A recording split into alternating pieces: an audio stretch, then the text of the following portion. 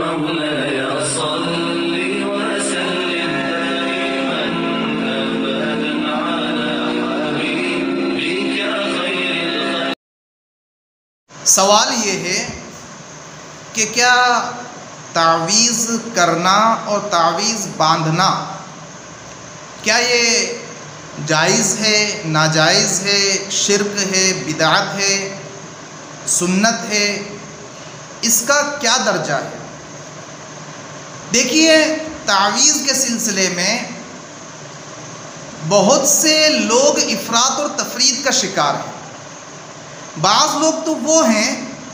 جو علی الاطلاق تعویذ کو شرک اور بدعت کہہ دیتے ہیں، اور بعض لوگ وہ ہیں جو تعویذ کو بالکل ضروری خیال کر لیتے ہیں۔ تو معتدل جو بات ہے اس کو ہم سمجھنے کی کوشش کرتے ہیں انشاءاللہ تعالی۔ تو اس کے جواب کے طور پر عرض ہے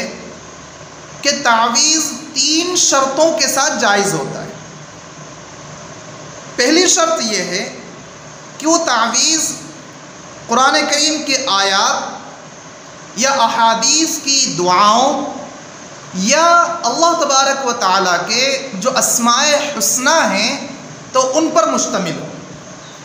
تو آیات قرآنیہ، ادعیہ معصورہ اور اسماء الہیہ پر اگر وہ تعویذ مشتمل ہے تو وہ درست ہے، یہ پہلی شرط ہے۔ دوسری شرط یہ ہے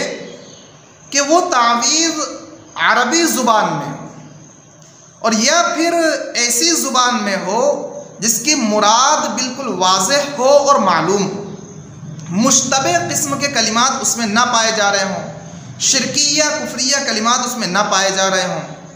مجہول المراد کلمات الفاظ اس میں نہ پائے جا رہے ہوں۔ اور تیسری شرط یہ ہے کہ تعویذ کرنے والے اور تعویذ باندھنے والے کا عقیدہ یہ ہو کہ یہ تعویذ صرف اور صرف ایک سبب ہے، ایک دوا کے طور پر ہے۔ جیسے ڈاکٹر کے پاس سے دوا گولی لی جاتی ہے اور شفا دینے والا صرف اور صرف اللہ تبارک و تعالی ہوا کرتا ہے، اسی طرح یہ تعویذ ایک سبب ہے، ایک دوا ہے، مؤثر بالذات نہیں ہے۔ یہ تعویذ شافی نہیں ہے، اصل مؤثر بالذات اور شفا دینے والی ذات وہ اللہ تبارک و تعالی ہی کی ہے۔ چنانچہ شارح بخاری حافظ ابن حجر عسقلانی رحمۃ اللہ علیہ نے فتح الباری میں یہ ذکر فرمایا ہے کہ 3 شرطیں اگر پائی جائیں تو حضرات علماء کرام کا اتفاق ہے کہ وہ تعویذ جائز ہوگا۔ پہلی شرط یہ کہ وہ تعویذ اللہ کے کلام سے ہو یا اللہ کے نام سے ہو، یعنی کہ اسماء حسنہ سے ہو، صفات الہیہ سے ہو، ادعیہ معصورہ سے ہو۔ دوسری شرط عربی زبان میں ہو یا ایسی زبان میں ہو جس کے معنی معلوم ہو۔ اور تیسری شرط یہ کہ یہ عقیدہ رکھا جائے کہ تعویذ بذات خود مؤثر نہیں ہے، بلکہ شفا، صحت یہ اللہ رب العزت کے قبضے میں۔ آگے ہم عرض کرتے ہیں کہ آپ صلی اللہ علیہ وسلم نے صراحتاً ایسے رقیے اور تعویذ کی اجازت دی ہے جس میں شرک نہ ہو۔ چنانچہ مسلم شریف کے حوالے سے مشکاۃ شریف میں صفحہ 388 پر حضرت عوف بن مالک رضی اللہ تعالی عنہ سے روایت منقول فرماتے ہیں کہ ہم زمانہ جاہلیت میں تعویذ منتر وغیرہ کیا کرتے تھے، تو ہم نے عرض کیا کہ اللہ کے رسول صلی اللہ علیہ وسلم یہ تعویذ وغیرہ کے سلسلے میں آپ کیا فرماتے ہیں؟ آپ نے فرمایا کہ اپنے تمام تعویذات کو میرے سامنے پیش کرو، اور فرمایا کہ تعویذ میں کوئی حرج نہیں جب تک کہ اس میں شرک والی بات نہ پائی جاتی ہو۔ ایک اور مشہور سا حرز ابی دجانہ ہے۔ چنانچہ آپ صلی اللہ علیہ وسلم نے حضرت ابو دجانہ رضی اللہ تعالیٰ عنہ کو تعویذ کے کلمات لکھ کر دیے تھے،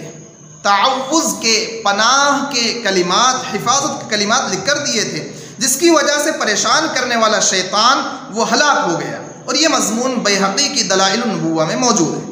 ایک اور حدیث میں ہے، حضرت یعلا بن مرہ رضی اللہ، وہ اپنے والد رضی اللہ تعالیٰ عنہ سے نقل کرتے ہیں، وہ فرماتے ہیں کہ میں اللہ کے رسول صلی اللہ علیہ وسلم کے ساتھ ایک سفر میں تھا اور حضور کے پاس ایک خاتون اپنے بچے کو لے کر آئی اور کہنے لگی کہ 7 سال سے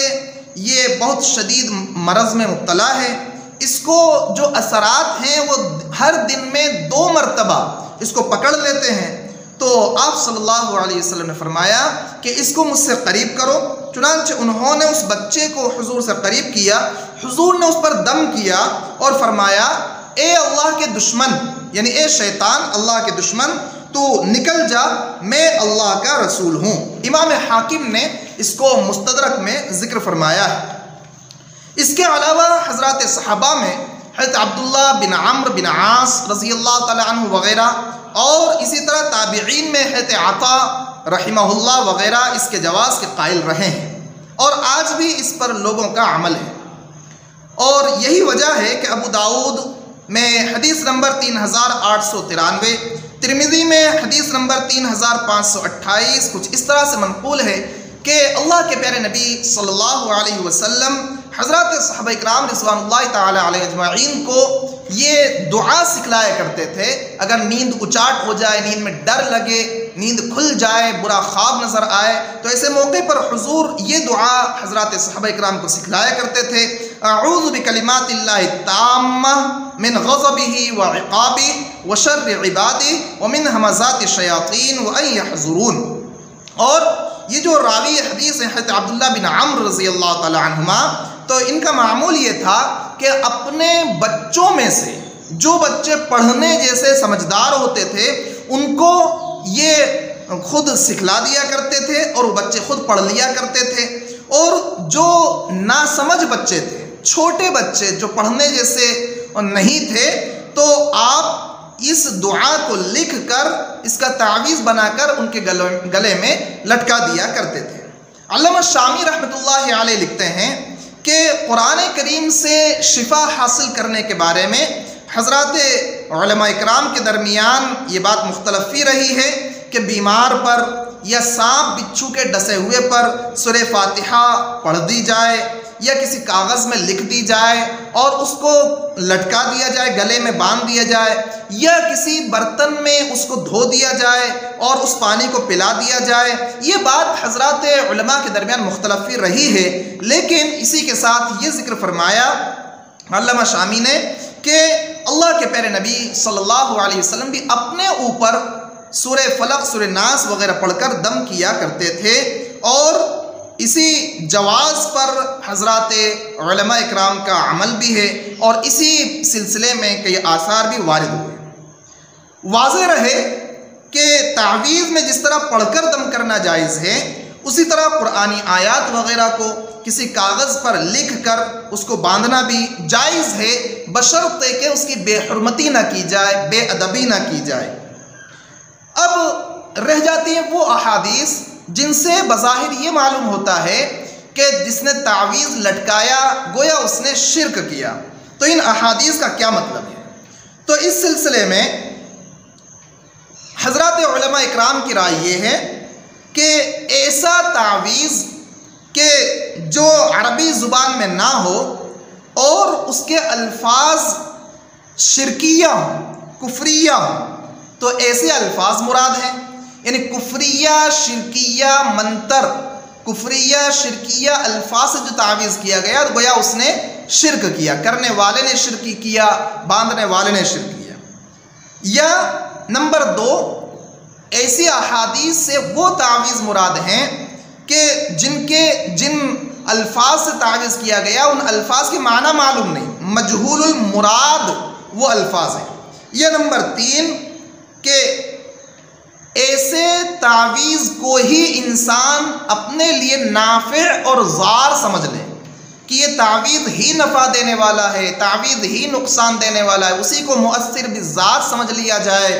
تو ہمیں سمجھنا چاہیے کہ مؤثر بالذات، نافع اور ضار تو اللہ تبارک و تعالی ہے۔ بہرحال خلاصے کے طور پر ہم یہ عرض کرتے ہیں کہ دیکھیے تعویذ پہننا علی الاطلاق تعویذ پہننا، تعویذ کرنا نہ تو یہ شرک اور بدعت ہے اور نہ ہی اس کو نافع اور ضار سمجھا جائے، بلکہ تعویذ جائز مقصد کے لیے کیا گیا ہو، ناجائز مقصد کے لیے نہ ہو،